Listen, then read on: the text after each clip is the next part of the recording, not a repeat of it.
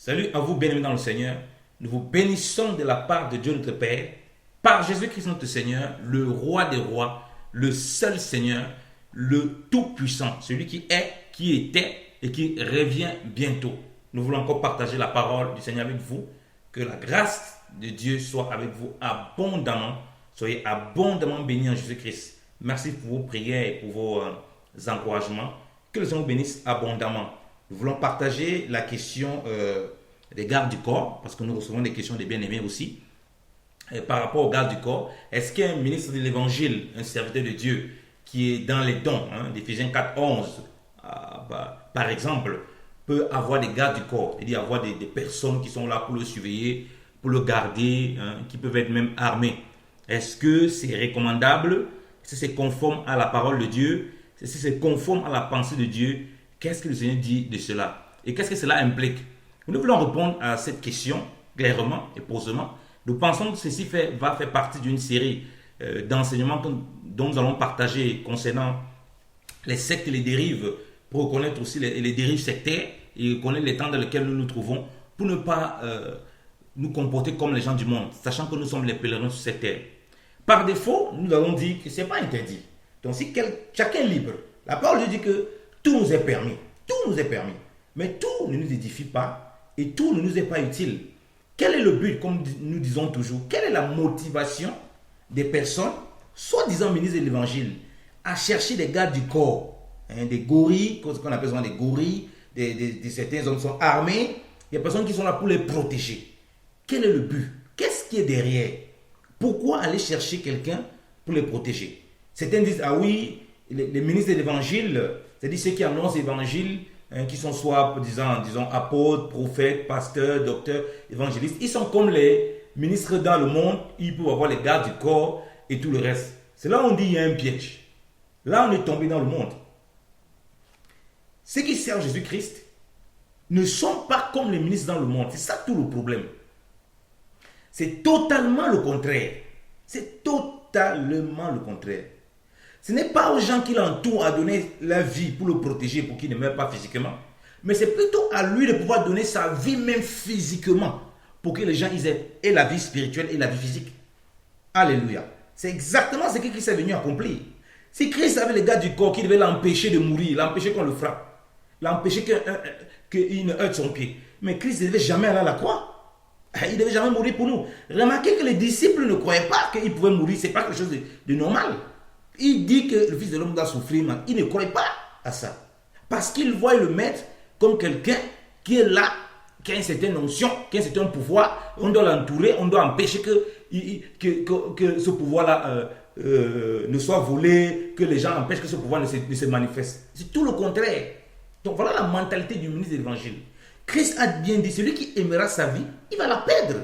Mais celui qui perdra sa vie pour moi, il va la retrouver. Alors, comment quelqu'un peut avoir des gardes du corps, peut chercher des gardes du corps, soit disant pour le protéger, pour qu'il garde sa vie physique, parce qu'il a peur de la persécution, parce qu'il y a des gens qui lui font des menaces de mort, et tout. Comment quelqu'un peut faire ça pour justifier le fait qu'on le met en menace de mort, alors que c'est contraire à la pensée de Christ? Christ dit que si tu veux aimer, tu aimes ta vie, tu vas la perdre. Quand tu cherches des gardes du corps protégés, ce n'est pas ta vie que tu aimes comme ça. Ce n'est pas ta vie que tu aimes comme ça. Où est le modèle avec Christ? Qui parmi nous peut dire qu'il était plus persécuté que Jésus-Christ? Christ était là au milieu des pharisiens. Le jour où il annonce qu'il est le Messie à la synagogue, mais on veut le précipiter. On veut s'emparer de lui. Il faufile. Il part. Tout le temps, on voulait mettre les mains sur lui pour le mettre à mort. Jusqu'à ce que son temps arrive. Donc, on voit bien dans la mentalité du Seigneur que nous sommes appelés à être les balayeurs du monde, comme Paul l'a dit.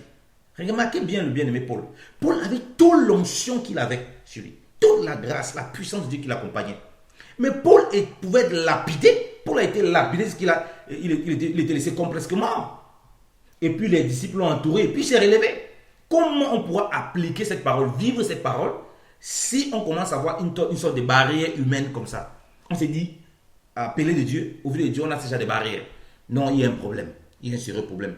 Au contraire, avoir les gardes du corps est bien, ou bien des personnes comme ça qui peuvent, nos serviteurs, qui peuvent prendre, arrêter et tout, qui ont un certain pouvoir physique pour arrêter les autres, empêcher les autres. C'est plutôt chez les pharisiens et les sadducéens, dans les principaux, dans les Écritures. C'est plutôt chez eux qu'on voit ça. C'est eux plutôt qui ont ça.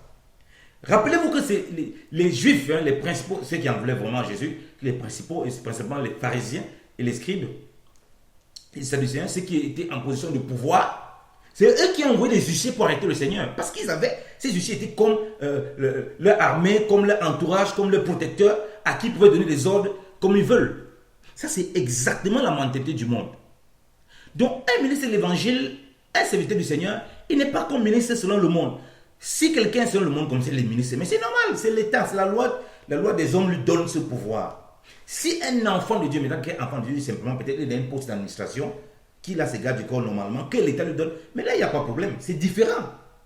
Mais quelqu'un qui se dit ministre de l'évangile, qui est mis à part pour servir le Seigneur, qui se dit apôtre, prophète, docteur, ou quoi que ce soit, et qui se retrouve dans une condition comme ça, avec des gardes du corps, et veut justifier, comme on voit de façon beaucoup dans des dérives, dans les sectes, parce qu'on s'est rendu compte qu'il y a pas beaucoup dans les sectes. Et généralement, ces sectes-là, ils font ça pour protéger le gourou. Si quelqu'un sait qu'il n'a rien à se reprocher, qu'il est prêt à donner sa vie sur le carreau, comme le Seigneur a donné, comme les apôtres ont donné, comme Étienne a donné. Si Étienne avait le garde du corps, qui devait le protéger? Qui devait le tuer? Qui pouvait le tuer? C'est parce qu'il prêchait, il savait où partait. Il pouvait donner sa vie. Donc, si quelqu'un commence à avoir garde du corps, et là, il a abandonné ses voies, il commence à justifier ça, comme on dit en congolais, en lingala, à Bunginzela. Quelqu'un qui a perdu la route. Il a perdu le chemin. Si quelqu'un vous dit qu'il était appelé du Seigneur, vous voyez, il n'avait pas garde du corps. Et puis il se met garde du corps parce qu'il dit, on a failli l'empoisonner. Il y a des gens qui voulaient le battre une fois. Il y a un groupe de jeunes, maintenant ils marchent avec des frères et ceux qui sont autour là pour le protéger. Ça, ce n'est pas l'esprit de Dieu. Ça, ce n'est pas l'esprit de Dieu. Ça, c'est du gouroutisme, c'est du banditisme. Il veut manipuler les gens pour faire croire qu'on doit l'entourer comme ça. Jamais.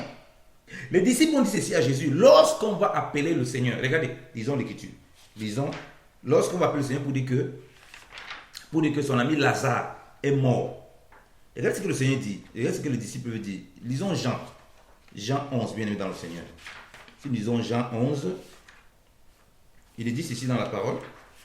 Jean 11. Si nous lisons Jean 11, à partir du verset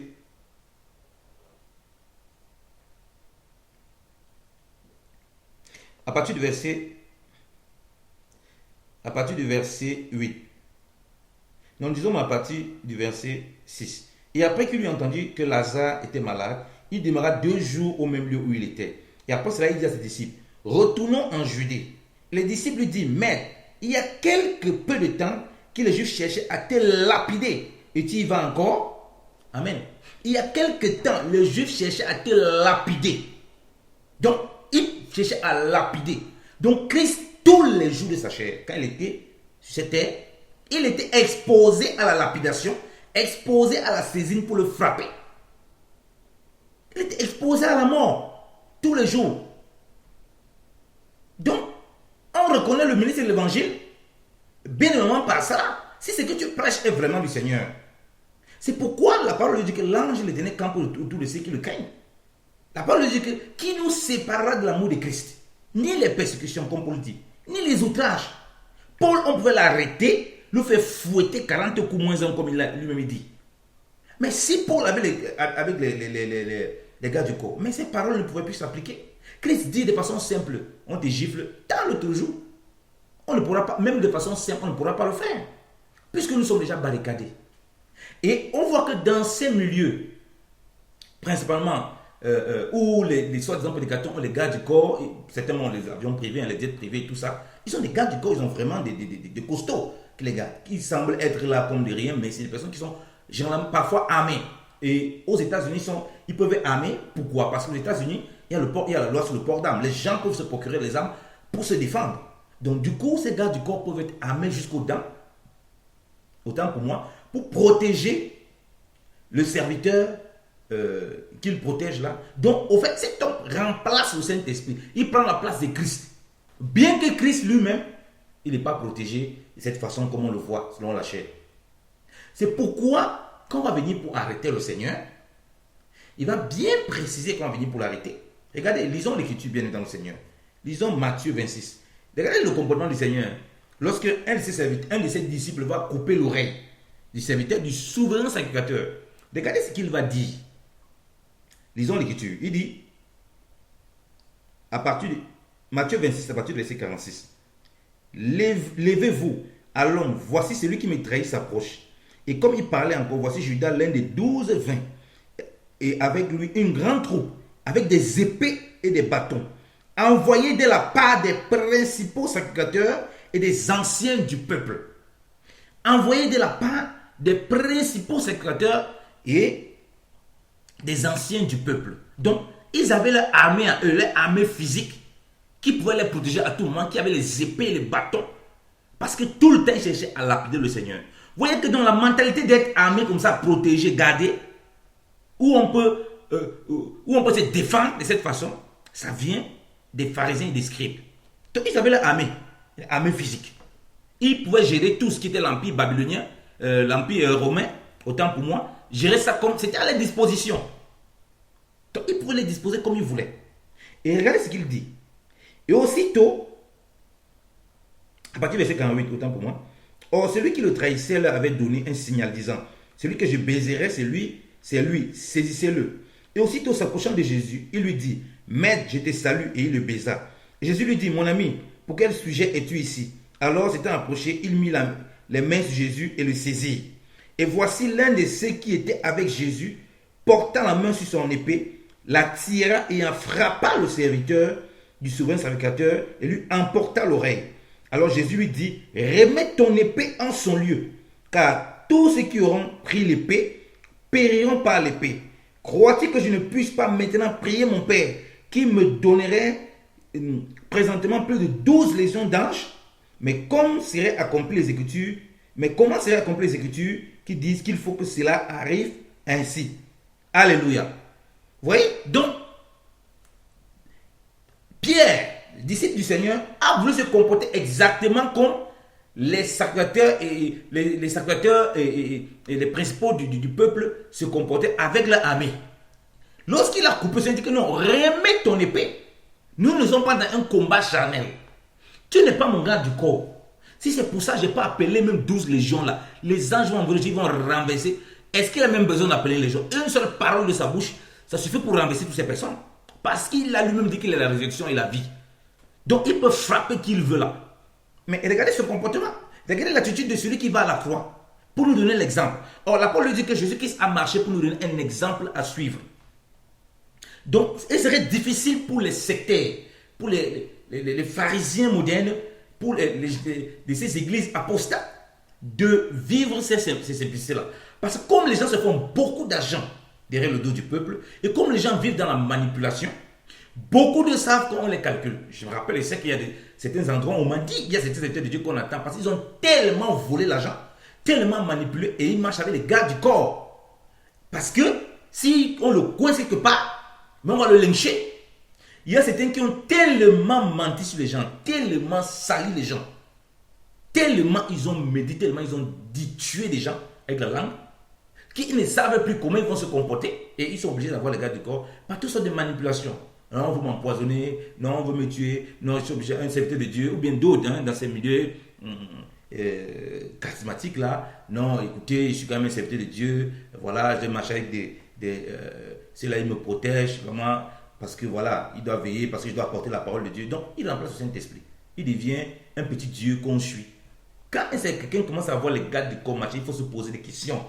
Celui-là, il n'est plus dans le droit chemin. Il y a quelque chose qui ne va pas. S'il a cru, vraiment, il y a un problème. Il s'est éloigné, il faut qu'il revienne. Et s'il continue à persévérer là, ça c'est une preuve qu'il est dans une secte. Hein, que c'est une mentalité sectaire. C'est une mentalité sectaire. Nous sommes tous frères, et même quand quelqu'un est appelé du Seigneur, il a reçu un certain don, ça ne le fait pas. Il ne va pas confisquer des enfants de Dieu pour dire que voilà ton ministère que Dieu t'a appelé, ton ministère c'est de me garder. Ça c'est quoi qualité ça? Toi ton ministère, toi ta grâce, ton travail que Dieu t'a appelé, c'est de garder quelqu'un, faire le garde du corps. Et dit non, je suis prêt à mourir pour lui. Non, c'est lui qui doit être prêt à mourir pour les frères et sœurs. C'est lui qui doit être prêt à mourir pour l'évangile dans la rue. Il n'est pas question que que les gens le gardent de cette façon. Comment il pourra vivre l'évangile? Comment pourra vivre la parole? On dit que Pierre et Jean se sont fait fouetter, bien aimés dans le Seigneur. On les a fait fouetter.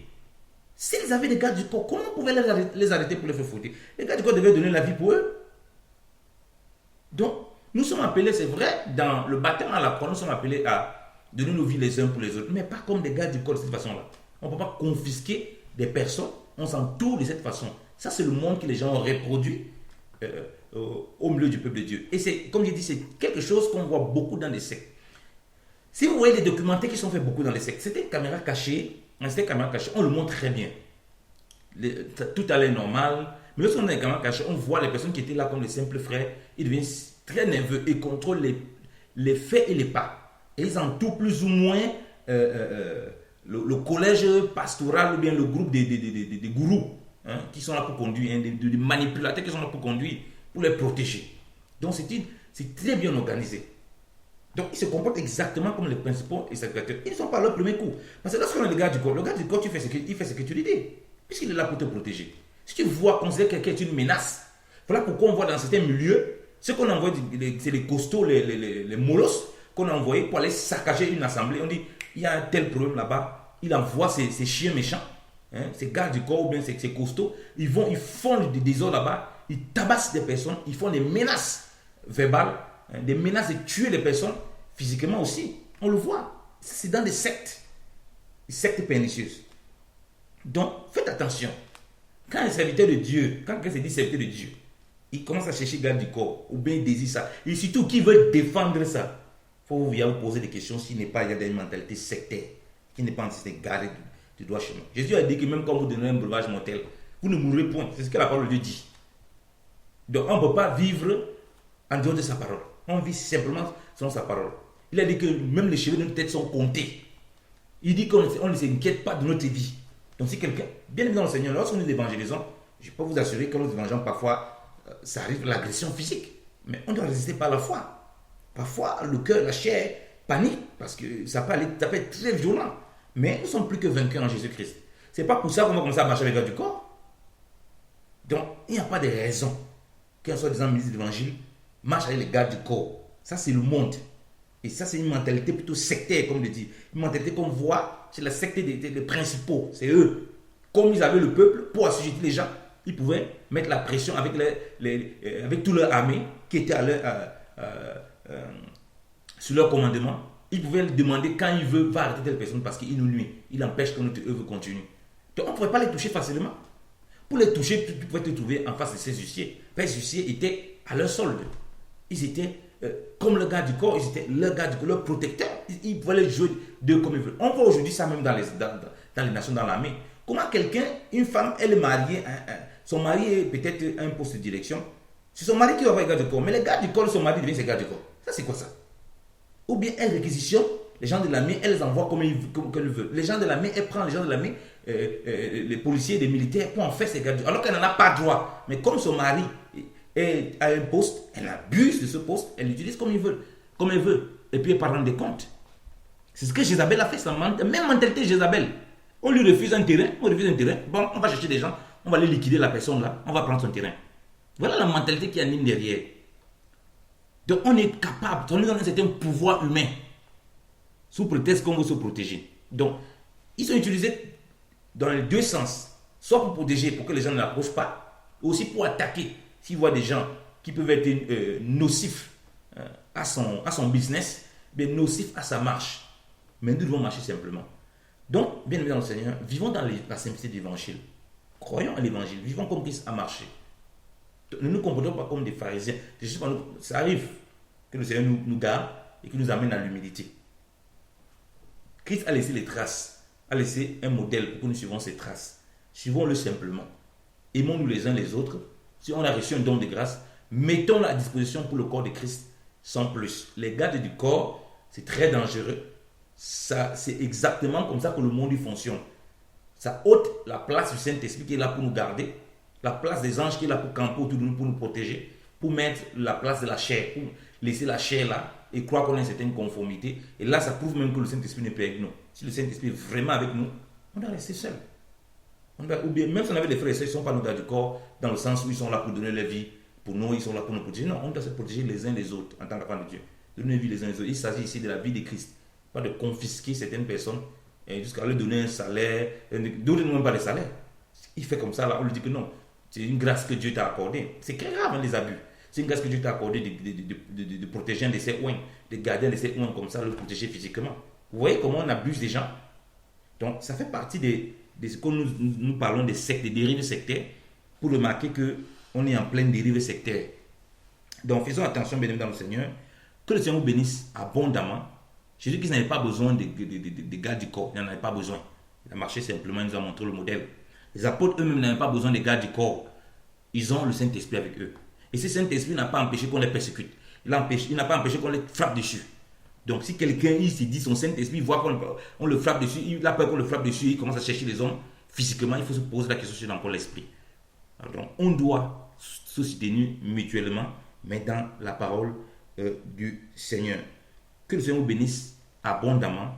Croyez en Jésus-Christ. Priez pour tous ceux qui sont dans ces conditions. Et priez aussi pour, peut-être si vous connaissez un serviteur de Dieu, quelqu'un qui a bien commencé, qui se retrouve dans cette comédie-là, dans ce truc-là, en se disant que non, c'est parce qu'on en veut sa vie. Priez pour lui, qu'il revienne à son bon sens, parce qu'il a pris le mauvais chemin. Le Saint-Esprit ne peut pas travailler avec quelqu'un qui pense qu'il a besoin des hommes pour le protéger de cette façon-là. Non. D'Éternel mon berger, je ne manquerai de rien.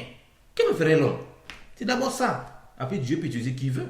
Il peut utiliser même des gens de l'armée. Ça, c'est vrai. Je ne suis pas contre. Pour une situation bien quelconque, une situation bien précise, autant pour moi. Mais ça ne peut pas être que ça devienne des gars du corps. Non.